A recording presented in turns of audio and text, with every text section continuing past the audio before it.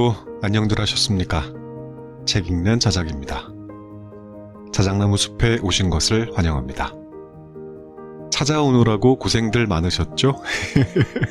잘 오셨습니다. 오래된 지혜가 오늘의 나에게 답하다라는 부제목의 나를 살리는 철학이라는 책 들려드릴까 합니다. 철학이라는 말이 들어갔다고 해서 어려울 모양인데 하면서 나가시면 안 돼요. 저기요, 나무님들 가지 마세요. 철학이라는 말이 지혜를 사랑한다라는 뜻이잖아요. 오늘 우리는 오래된 지혜에 대한 글을 읽어볼 겁니다.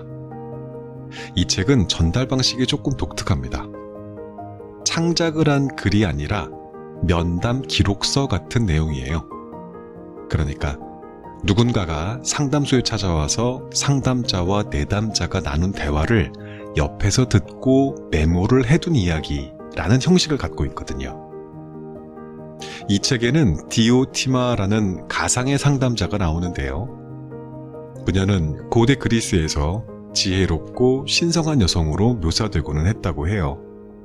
그러니까 상담자 디오티마와 내담자들의 면담을 기록해서 그녀의 비서가 써내려간 글의 형식을 취하고 있습니다.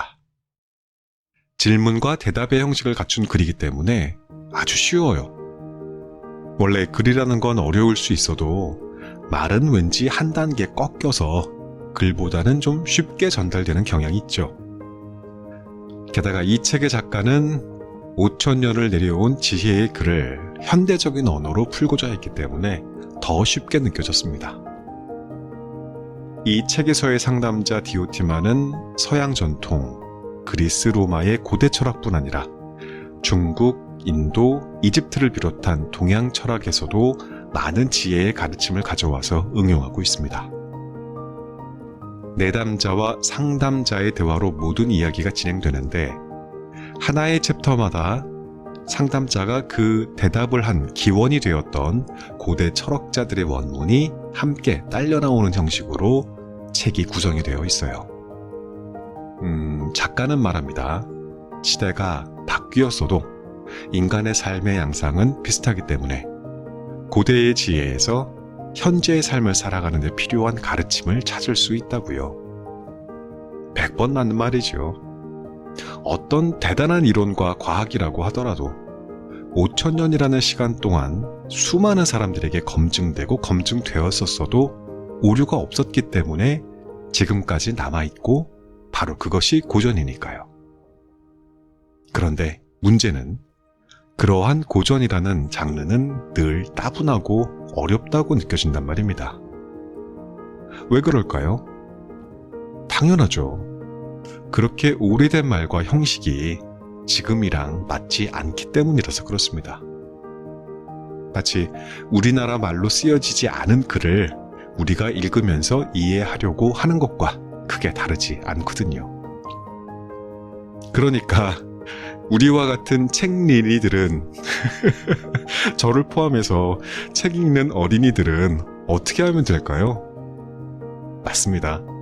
너무 고맙고 다행스럽게도 그런 어려운 고대의 지혜들을 우리나라 말로 또 현대의 언어로 잘 표현해준 그렇게 쉽게 잘 번역되어 있는 책들을 찾아서 읽으면 되는 겁니다. 바로 지금 오늘 같은 책들을 말입니다. 자, 그러면 고대의 지혜를 찾아서 한번 떠나보겠습니다. 오늘도 끝까지 함께 해주십시오.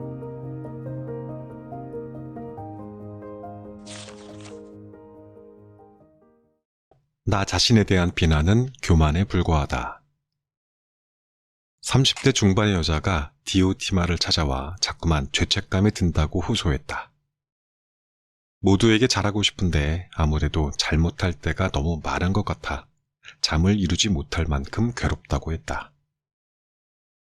누구에게나 비난받을 만한 점이 있다는 걸 알면서도 여자는 비난의 화살이 자신으로 향하면 나락으로 떨어지는 기분을 느꼈다.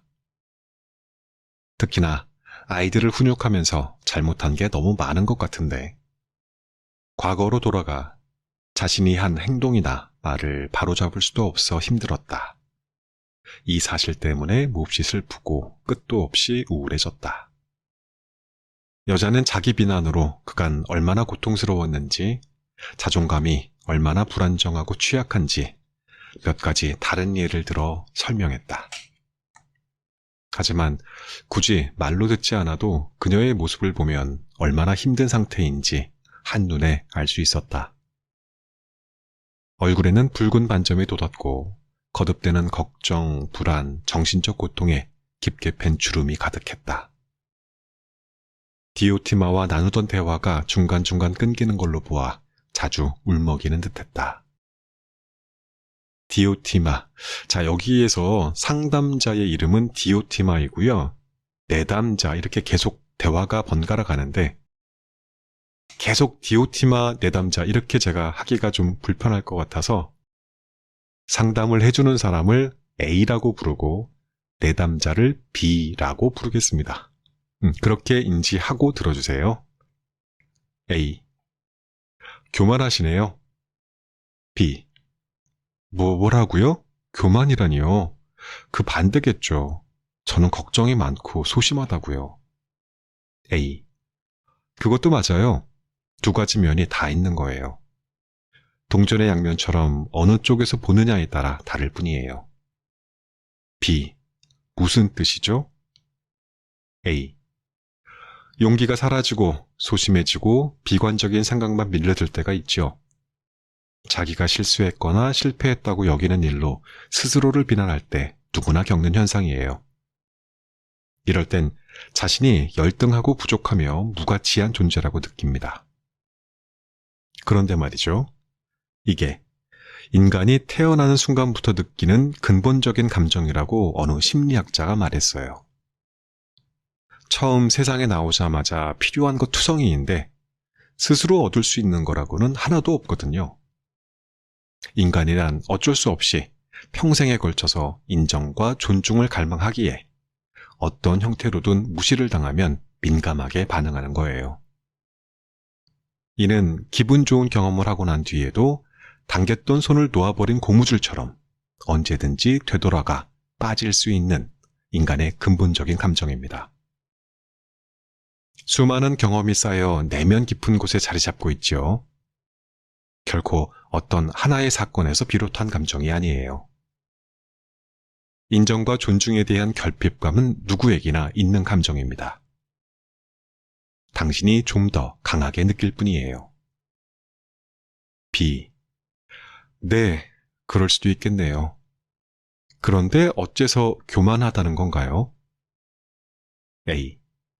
그 감정이 완벽주의에서 비롯하기 때문입니다. 인간이 일말의 약점이나 취약함도 없이 아주 완벽하고 강하고 이성적인 존재라고 생각하는 거죠. 이런 생각은 기독교에서 특히 교만하다고 여겨집니다. 기독교에서는 인간을 신의 형상을 본뜬 연약한 피조물로 보거든요. 인간 존재를 이렇게 과대평가하는 사람들은 쉽게 열등감을 느끼고 스스로를 끝없이 압박하고 자신을 비롯한 주변 사람들에게 과한 요구를 하게 됩니다. 과도한 요구 가운데 일부라도 충족되지 않으면 바로 좌절과 실망에 빠지는 거죠. 인간이 만물의 영장인 건 맞잖아요. A. 그럴지도 모르죠. 하지만 사람들이 자기 자신과 남들 때문에 겪는 고통을 생각해보면 저는 그 점이 의심스럽기도 해요. 기독교적 관점에 따라서 사람을 만물의 영장으로 인정한다고 하더라도 여전히 창조자인 신에게 의존하는 피조물에 지나지 않아요. 인간이 무언가를 해내고 이룰 수 있는 것도 더 높은 곳에 있는 힘의 주체 덕분입니다. 또 기독교적 시각에서 인간은 근본적으로 죄인에 불과해요. 인류학적 시각으로도 호모사피엔스는 여전히 부족한 존재고요. B. 다른 사람들은 그렇지 않은데 왜 저만 자꾸 잘못된 행동을 하는 걸까요?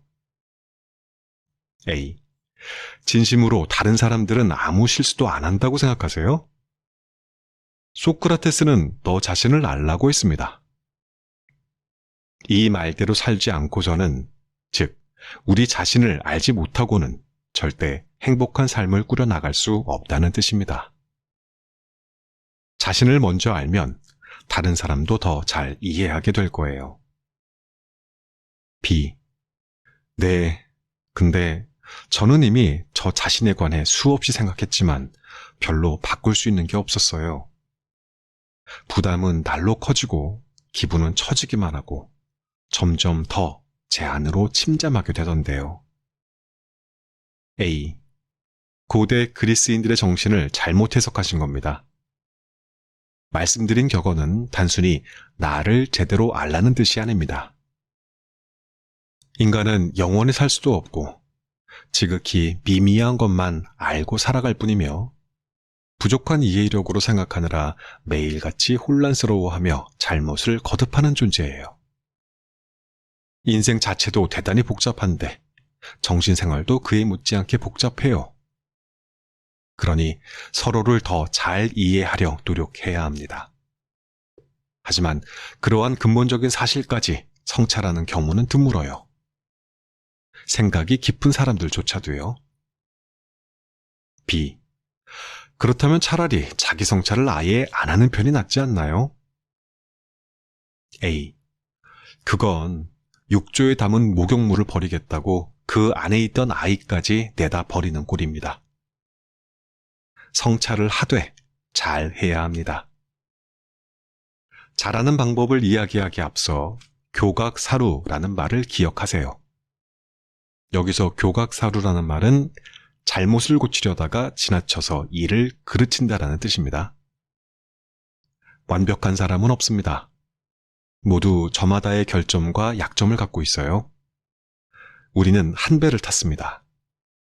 누구도 남들보다 더 나은 인간이어야 할 필요가 없지요. 누군가가 다른 누군가를 밟고 그 위에 올라서 있는 게 아닙니다. 모두 저마다 자신의 짐을 지고 있지요.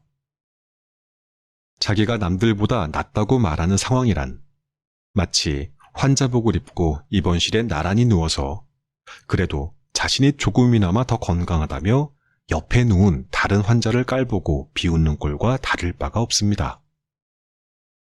반대도 마찬가지예요. 자신이 남보다 부족하다고 나쁜 상황에 처했다고 좌절할 필요가 없습니다. 모든 사람은 똑같이 가치가 있으니까요. 남들에게 표현하는 존경, 존중, 경외, 인정을 자기 자신에게도 똑같이 표현하세요. 그것도 가장 먼저요. 자신을 용서하지 못하는 사람은 다른 사람도 용서할 수 없습니다. 스스로에게 좋은 친구가 되지 못하면 다른 사람에게도 좋은 친구가 되어줄 수 없어요. 자신을 사랑할 줄 모르는 사람은 남도 사랑할 수 없습니다. 그리고 남을 사랑할 줄 모른다면 남들에게서 사랑받지도 못하죠. B. 하지만 스스로에게 뭐든 허용해 주는 것은 아무 생각 없이 사는 거나 마찬가지 아닌가요? A. 자기 자신을 방치해도 된다는 건 아니에요. 더 나은 사람이 되려고 하지 않는 건 좋은 사람이 되기를 단념하는 거나 마찬가지니까요. 스스로를 단죄할 때 비로소 실천 철학이 시작된다는 말도 있죠. 하지만 오해의 소지가 있는 표현이에요. 자기 비판의 측면에서 말한 거지 한 사람을 통째로 판단하라는 말은 아니니까요. 자녀를 비롯한 타인들에게 좋은 사람이 되지 못해 스스로를 비난한다고 말씀하셨죠? 그런데 좋은 사람이라는 게 뭐죠? 이해심이 많고 다른 사람에게 친절히 대하고 실수했거나 약점이 드러나도 넓은 마음으로 포용하는 사람을 좋은 사람이라고 하잖아요. 그런 선한 대우는 자기 자신에게도 해줘야죠. 세상을 용서하지 못하는 사람이 많지만 더 큰 문제는 자기 자신도 용서하지 못하는 거예요. B. 하지만 부단히 나아지려고 하면서도 잘못할 때마다 쉽게 용서하는 건 모순 아닌가요? 그럴 거면 애초에 왜 나아져야 하죠? 실수나 약점, 결함이 드러난다 한들 내가 나를 용서하면 그만인데요. A. 자기 성찰은 해야 하지만 흑백 논리는 조심해야 합니다. 인생은 온갖 반대되는 것으로 가득합니다. 정반대이거나 팽팽한 긴장을 이루는 관계에서 적절한 균형을 유지해야 하는 일들이 널려 있어요. 문제의 해결책을 구할 때에는 보통 올바른 기준부터 찾습니다. 올바른 기준이 많은 걸 해결하거든요. 우리는 스스로에게 무엇이 유익하고 무엇이 해가 되는지 끊임없이 질문하고 내면을 들여다보아야 합니다. 자신을 비난하는 건 내가 한 행동과 생각, 나의 의지와 감정이 내가 평소에 옳고 선하다고 여기던 기준과 일치하지 않을 때만 해야 합니다. 하지만 사람들은 아침에 눈을 떠서 밤이 되어 잠드는 순간까지 자기 비난을 일삼죠. 스스로 고통을 자초하는 겁니다. 하루하루 조금씩 더 현명해지거나 더 나아지려고 노력하는 건 바람직하지만 스스로 압박을 가하고 도달할 수 없는 수준을 요구하는 건 자신을 괴롭히는 것밖에 되지 않습니다. 정원사가 정원을 가꾸듯 끈기와 인내를 가지고 수행해야 해요. 적어도 일주일에 한 번쯤은 카페에 나가 나의 기분, 내가 잘한 것과 잘못한 것, 앞으로 실천한 계획이나 하지 말아야 할 것들을 곰곰이 생각해 보세요. 제가 수년간 해온 방법이기도 해요.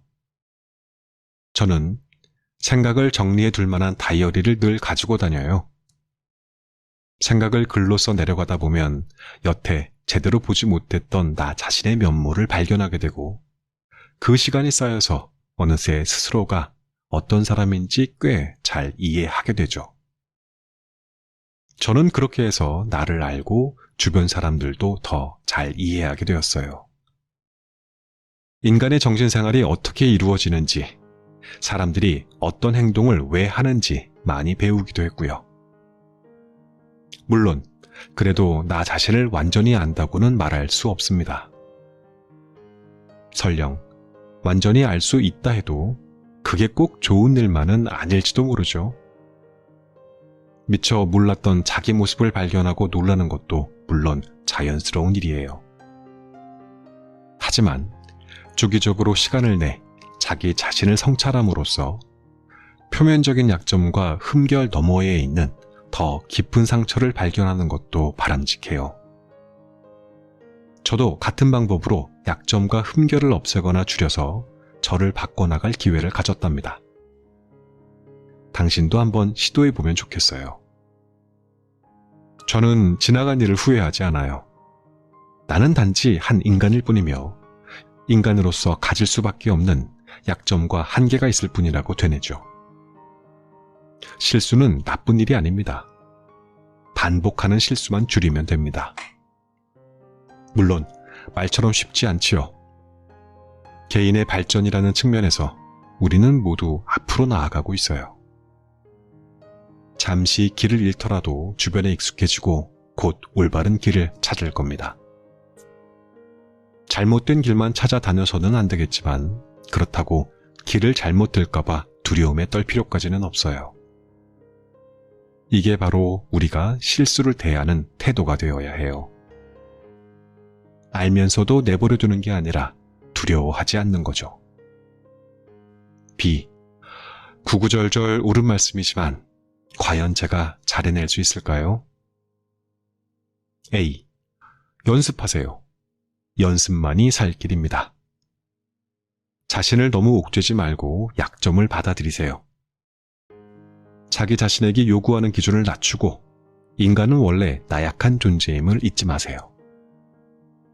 잘못하거나 잠시 실수하더라도 그저 원래 인간이 타고나기가 그런 거라고 생각하는 겁니다.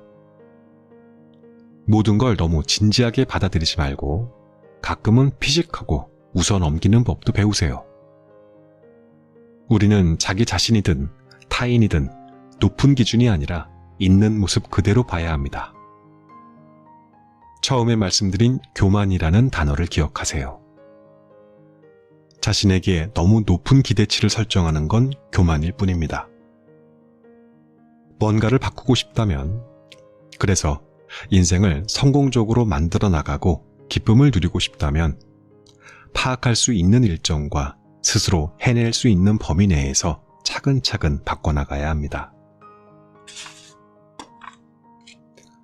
늘 적절한 균형을 잡는 것이 중요해요. 한 단계를 완료한 다음에 다음 단계로 나아가세요. 한 단계를 잘 끝내지 못했다면 다시 시도하면 됩니다. 아침마다 오늘 하루 동안 한 발짝만 더 나아가 보겠다고 다짐하고 저녁이 되면 마음먹은 대로 잘 했는지 되돌아보세요. 너무 조급한 마음에 지레 포기하지 말고 충분한 시간을 가지세요. 여자는 몇 번 더 찾아왔다. 시간이 흐를수록 상태가 좋아지는 듯했다. 처음 몇 번은 웃음소리라고는 전혀 들리지 않았는데 나중에는 종종 크게 웃는 소리가 들려오기도 했다. 한결 넉넉해지고 여유로워진 모습이었다. 모든 이별의 순간은 새로운 기회의 순간이다. 한 여자가 남편이 집을 나간 지 1년이 지났는데에도 여전히 질투심에 불타 매일같이 절망 속에 산다고 토로했다. 그 이유는 혹시나 했는데 역시나 그에게 다른 여자가 생겼기 때문이었다.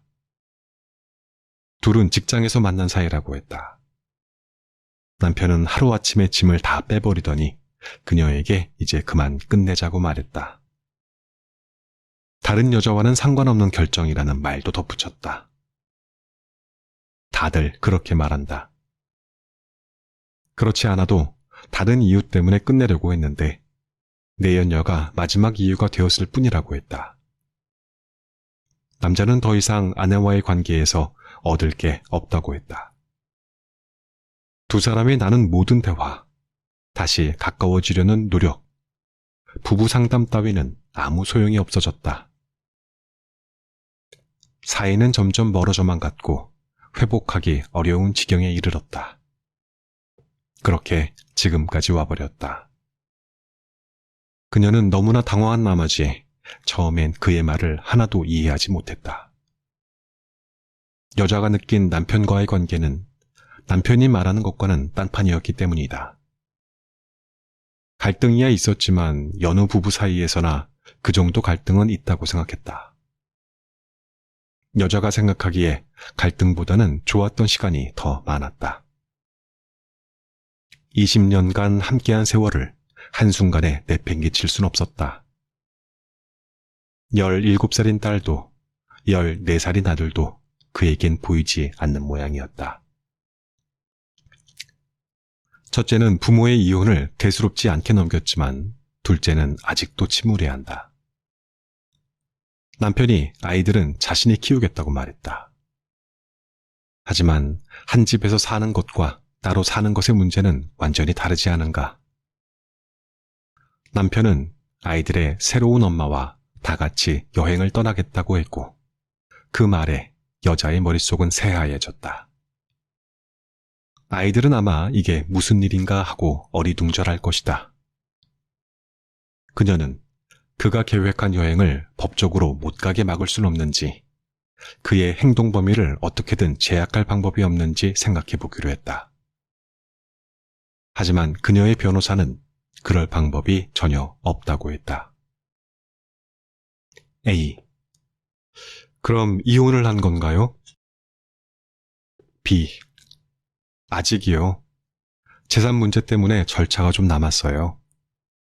그 사람이 절 떠났으니 더 큰 대가를 치러야 할 거예요. 자신이 저지른 일이 어떤 결과로 돌아올지 본인도 알아야죠. A. 그가 돌아오리라는 희망을 아직 품고 있나요? B. 점점 사라지고는 있지만 사람 일이야 알 수 없죠. 콩깍지가 벗겨지고 나면 어떻게 될지 모르잖아요. 어쩌면 그 사람도 시간이 지나면 저란 존재의 소중함을 새삼 깨달을지도요. A. 설마 가만히 기다리다 보면 언젠가 그가 알아서 돌아오리라고 생각하는 건가요? B. 문은 열려 있다고 생각해요. A. 그걸로 끝이에요? 제가 보기엔 당신은 이미 그 이별로 큰 상처를 입었고 많이 슬퍼하는 것 같아요. 남편이 다른 사람을 만난다는 사실 때문에 속상하잖아요. 지극히 자연스러운 감정이에요. 제 생각에 아마 당신이 남편에게 대놓고든 암묵적으로든 비난의 감정을 전달하고 죄책감을 느끼게 했을 거예요. 당신이 그런 상처를 받았음을 그에게 계속해서 어필했겠죠. B. 네, 그랬던 것 같아요. A. 전 아무것도 함부로 평가할 수 없어요. 하지만 그런 행동이 남편을 돌아오게 하지 않는다는 걸 알 것 같아요. 문제를 둘러싼 모든 고통과 불편함, 질투심이 핵심이죠. 사람이 누군가를 떠날 때에는 분명 어떤 이유가 있다는 점도 생각해 보자고요. B. 그 여자요. 그 여자는 남편이 좋아할 수밖에 없는 여자예요.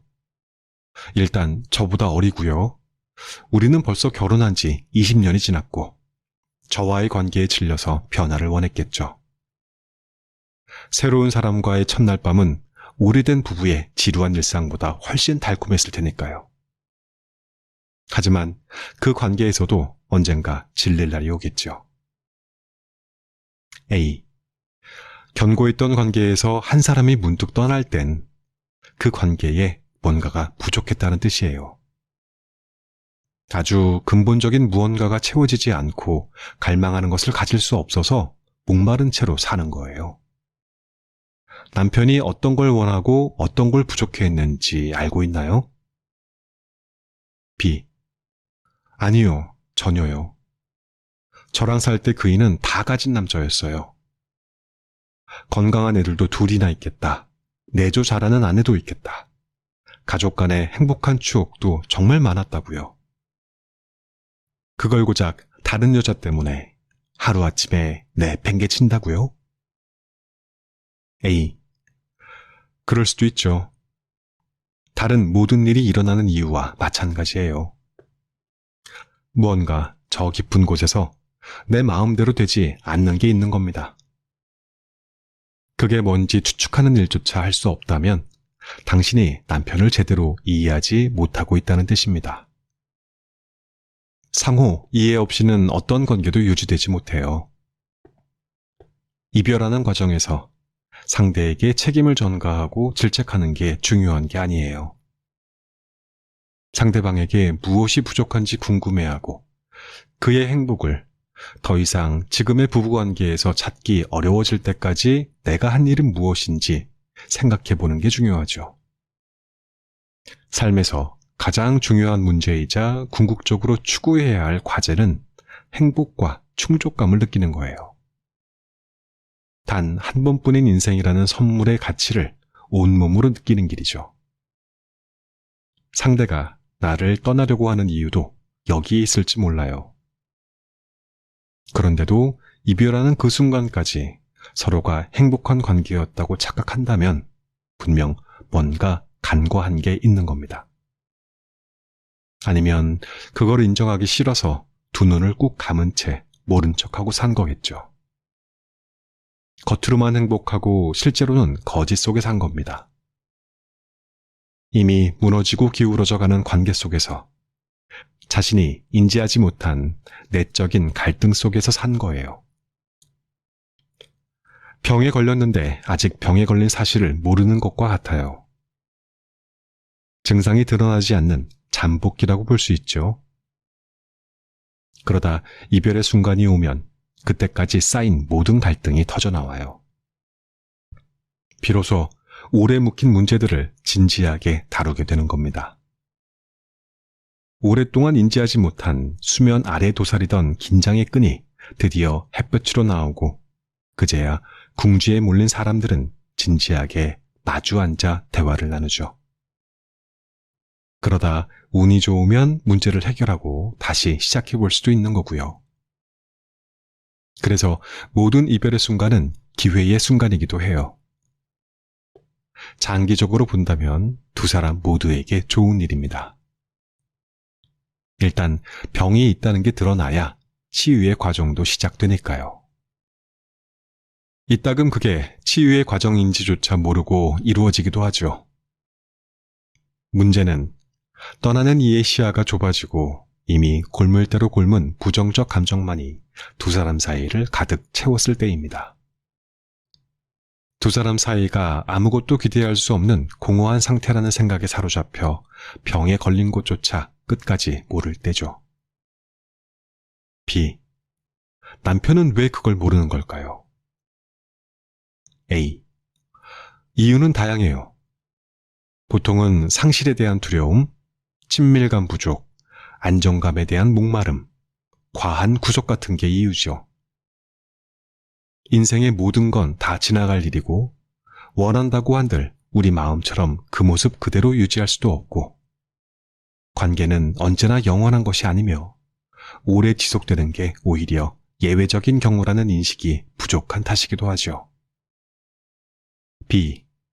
좀 더 자세히 설명해 주세요. A. 부부가 되면서 하는 영원한 사랑에 대한 서약은 사실 생명체의 본질에 반하는 겁니다. 삶은 끊임없이 변하니까요. 평생에 걸쳐 한 사람과의 인연이 유지되고 생명에 닿을 때까지 서로에 대한 사랑이 이어진다는 건 아름다운 일이죠. 다들 그러기를 바라고 그런 환상 속에서 부부 생활을 시작하죠. 하지만 어떤 관계가 수십 년 넘게 또는 평생에 걸쳐 변하지 않는 경우는 드뭅니다. 그러니 중요한 건 사람의 감정은 시간이 지나면서 바뀔 수 있음을 알고 사랑하는 사이에서도 소원함, 이해상실, 서운함, 긴장 등이 생기는 것을 자연스러운 일로 받아들이는 겁니다. 지극히 조화로운 상태, 서로에게 완벽히 매혹된 상태는 그렇게 오래 지속되지 않아요. 오히려 매우 민감하고 깨지기 쉬운 상태죠.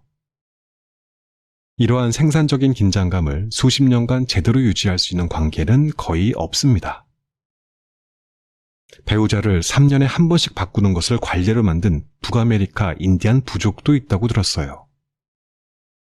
그런 관례가 생긴 것 역시 제가 지금 말한 이유 때문일 거예요. 이 사실을 제대로 이해했다면 관계를 시작할 때부터 그 관계가 생각보다 일찍 그리고 원치 않는데도 끝나버릴 수 있고 심지어 그렇게 끝내는 사람이 내가 될 수도 있음을 받아들이고 대비해야 해요. 당연히 사람들은 관계의 끝을 상상해 보려고 하지 않습니다.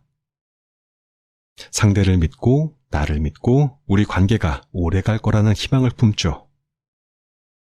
그러기 위해 상대를 보살피고 상대를 위해 희생하기를 소홀히 하면 안 된다고 믿고요. 하지만 그 반대로 해야 해요. 관계라는 게 언제든 변하거나 끝날 수 있음을 알고 함께 있음을 날마다 새롭게 느끼고 함께 있음에 늘 기뻐하는 거죠. 관계를 변함없이 유지하려고 최선을 다하되 그런 일이 당연한 것도 아니고 일반적이지도 않으며 내가 컨트롤할 수 있는 일도 아님을 기억해야 하는 거예요. 관계의 불변함을 당연하게 여기면 안 돼요. 그 어떤 좋았던 관계도 언제 어떻게든 어긋날 수 있어요. 관계 그 자체가 살아 숨쉬는 생물 같은 거예요. 그렇지 못한 관계는 경직되어 있고 생명력도 없죠. 실제로 헤어질 용기가 없어서, 변화와 단절을 인정할 용기가 없어서, 그래서 그냥 그렇게 살아가기로 하는 사람도 허다하지요. 상처가 곪아 딱지가 앉았더라도 사랑하지도 받지도 못하며 겨우 현상 유지만을 하는 거죠. 많은 사람이 혼자가 되는 걸 두려워하고 익숙한 것만을 하려고 해요. 자연스러운 경향입니다. 우리는 안정을 찾고 보호받기를 매우 깊이 갈망하고 따라서 익숙하고 잘 알려진 것을 쫓으려 하고 현상 유지에 집착합니다. 하지만 그러면 호기심을 가지고 삶의 여러 열린 곳에 다가갈 수 없게 되고 감동을 주고 받을 수 있는 곳, 새로운 경험을 쌓을 수 있는 곳, 모르는 것과 놀라운 것을 만날 가능성이 있는 곳, 배우고 성장하고 스스로 변화시켜 나갈 수 있는 곳으로는 결코 가기 어려워집니다.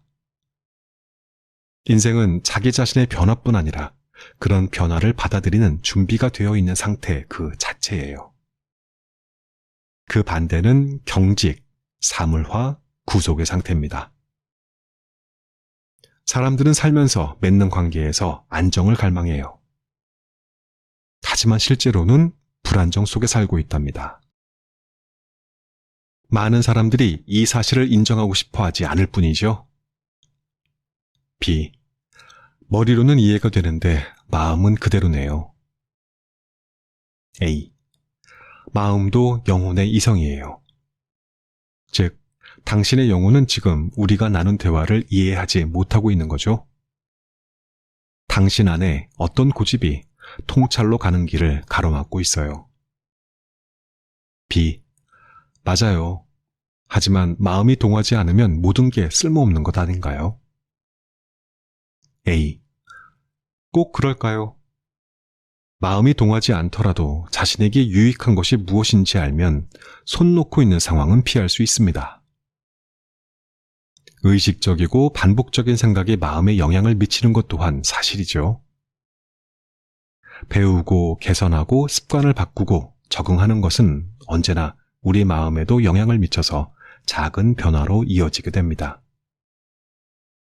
예를 들어 버거운 일을 마주쳤을 때 이제 이것까지 해야 하다니 라고 할 수도 있지만 자, 이제 뭘 할 수 있는지 보여주자 라고 할 수도 있습니다. 생각에 따라 다른 감정을 갖게 되는 거죠. 어린이를 양육할 때 모든 교육의 목적은 아이가 가진 호기심과 긍정적인 감정을 아이에게 유익한 쪽으로 개발하고 유익하지 않은 쪽으로는 개발하지 않도록 하는 것입니다. 생각과 감정 사이의 상호작용도 마찬가지의 프로세스로 이루어지죠. 자기 수양이나 자기 개발을 위한 노력으로도 나아질 수 있어요. 자신에게 집중해 수양하면 질투와 이별의 아픔까지도 극복할 수 있답니다. 과거에 있었던 일에서 벗어나 지금 일어나는 일에 집중해서 자신을 자유롭게 만드는 거예요. B. 구체적으로 뭘 하면 될까요? A. 부부관계를 비롯한 당신이 처해 있는 구체적인 상황에 대해 지금까지 가지고 있던 생각을 바꾸고 다른 태도를 보여야만 해요. 동반자라는 단어는 어떤 관계를 맺고 갖고 나갈 때 알아야 할 삶의 지혜를 내포합니다.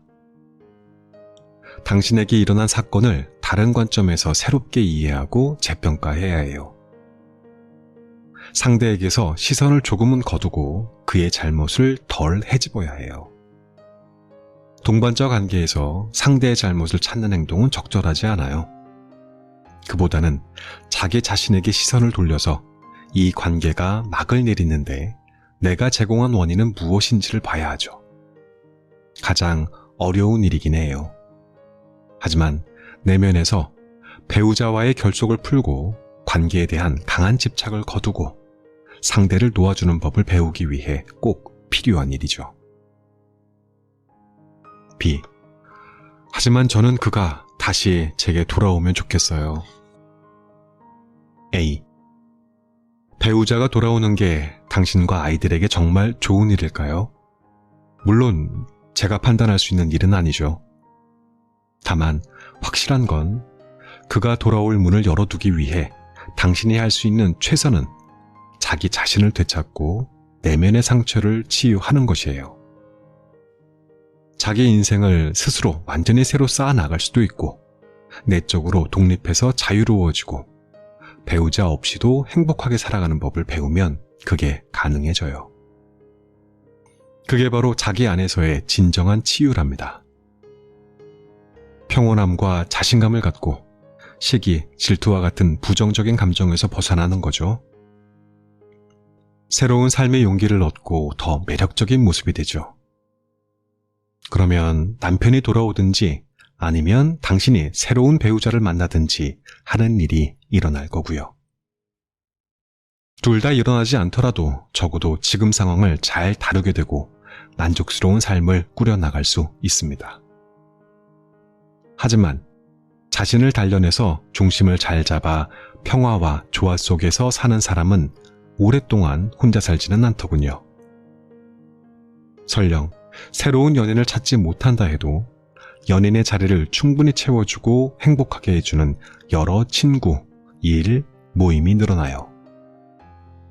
그리고 자기 자리에서, 자기가 하는 일에서, 지금 경험하는 것에서 충족감을 느끼죠. B. 지금 같아서는 제 부정적인 감정, 질투, 분노, 짜증을 내려놓는 게 불가능할 것 같아요. 사실 정말 그러고 싶은지조차 모르겠어요. 다시 치유된다는 게 구체적으로 어떤 거죠? A. 부정적인 감정이 나를 힘들게 한다는 걸 알면서도 무의식적으로 그 감정을 계속 키워나가는 건 이면에 심리학적인 이유가 있을 수도 있어요. 드문 일도 아니죠. 하지만 바람직하고 성공적인 인생을 꿈꾸는 사람이라면 이 내적인 간극을 메우기 위해서 노력해야 해요. 부정적인 감정 속에 뿌리 박힌 에너지를 가치 있고 나의 성장에 도움이 되는 생산적인 에너지로 전환할 수 있도록 노력을 기울여야 해요. 충분히 가능한 얘기입니다. 먼저 어떻게 살 건지 스스로 결정을 내리세요. 생각을 바꾸지 않으면 아무것도 바뀌지 않으니까요. 현재 상황에 만족하지 못한다면 이제 바뀌어야 할 때입니다. 관점을 바꾸는 연습부터 해야 해요. 관계에 대한 당신의 가치관이나 남편에 대해 갖고 있는 생각을 다시 한번 되짚어 볼 때예요. 관계란 건 다른 모든 것과 마찬가지로 본질적으로 무상한 것입니다. 집착을 버리고 자신의 행복을 남편의 선택에 맡기지 마세요. 행복과 불행은 외부의 사건에 달린 게 아니라 자기 내면의 조화와 균형에 달린 거니까요. 이 사실을 아침, 점심, 저녁마다 되뇌세요. 당신을 과거에 붙잡아 두고 있는 내면의 매듭이 풀어질 때까지 말이죠. 거기서 떨어져 나와 고개를 들어 시선을 앞으로 향하게 해보세요. 그리고 나서 지금 상황을 다시 바라보세요. 친한 친구와 대화를 하면서 지금 상황을 되짚어보는 것도 좋고요. 원인을 명확하게 인식하고 어쩌면 이게 가장 나은 방향일지 모르며 이제는 관계가 끝나가는 단계라는 통찰을 넣는다면 그게 바로 관계를 바람직하게 재정립하는 길이 될 겁니다. 그 단계가 되면 당신의 상처도 다물고 치유되겠지요. 이별이라는 사건은 더 이상 당신의 삶이나 다음에 만날 연인에게 영향을 주지 못할 테고 오히려 당신을 성숙하게 만들 테죠. 당신이 맺는 새로운 관계를 더 충족되고 살아 숨쉬는 것으로 만들어줄 거예요. 주변을 한번 둘러보세요. 처음 맺은 관계에서 여전히 행복하기만 한 사람이 있나요? 이전의 관계를 끝내고 더 풍족하고 풍요롭게 관계 맺는 법을 배운 사람들이 새로운 관계를 찾아 행복하게 살고 있질 않나요? 제가 끝난 관계라고 했지만 그게 실패했단 뜻은 아니에요. 관계의 끝을 실패라고 부를 순 없죠. 두 사람이 함께했던 아름다운 시간은 여전히 거기에 그대로 있어요. 이별하면서 필연적으로 느낄 수밖에 없었던 고통과 힘듦은 잊어버리면 됩니다. 관계는 이미 끝났으니 이제 새로운 방향을 설정해야 하는 거죠. 제 생각에 끝난 관계를 두고 실패라는 단어를 쓰는 사람은 아마 성공한 관계라면 무릇 영원토록 변치 않아야 한다고 착각하기 때문인 것 같아요.